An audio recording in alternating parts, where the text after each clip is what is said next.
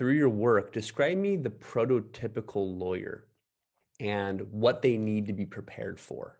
We need to reimagine, I think, what it means to be a lawyer, because the image we have now, which includes the self-image that lawyers have themselves, is based on a professional mystique that is being created and communicated through popular media. So it can be TV series such as Suits or John Grisham novels and so on. And in them, you work really hard, and there's the brutish partner, and they are successful because they're obviously brutish, and there's a vague connection there. Yeah. But when we look at the research, it's totally opposite. The best lawyers, according to research, are the ones that are emotionally stable, they're sociable, they are competitive, they are ambitious, they have all the drive, but they're also really good at collaborating with people, and they're very good at leading themselves, and they have that sort of self-discipline in how they're managing themselves in various situations.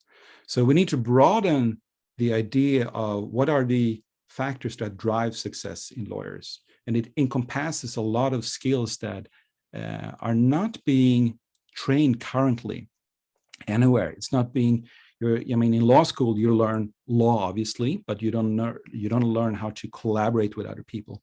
And then you get into the law firm and you may have a few hours of stress management or time management, but not a whole lot. So you see a stress bump initially in the career because they have only trained their sort of academic intellectual skills, but they haven't trained their skills to manage themselves or how to negotiate different situations at work. So you start by broadening that, and then you recognize that when you work as intensely as you do as a lawyer, you can't really divide. You can't say, well, well-being or feeling great is a sort of a touchy-feely bonus. Well, it's really integrated with long-term sustainable efficacy and success. So it's quite easy to work really hard and burn yourself out in a few years. But if you want to be the very best lawyer, you have to have that emotional stability. You have to be grounded. So to achieve that, you need to ensure that you're not just pushing your mind and living above your shoulders. You need to have that sort of more holistic approach to success, which sounds flaky, but it just encompasses your well-being so that you can be doing your very best, which is obvious in any other field. I mean, if you're going to be an athlete, it doesn't help if you're stressed or if you're depressed or if you haven't slept enough or anything like that. You don't show up at the track having slept 4 hours and you brag about it. That's ridiculous. But lawyers do that. They fall into that trap.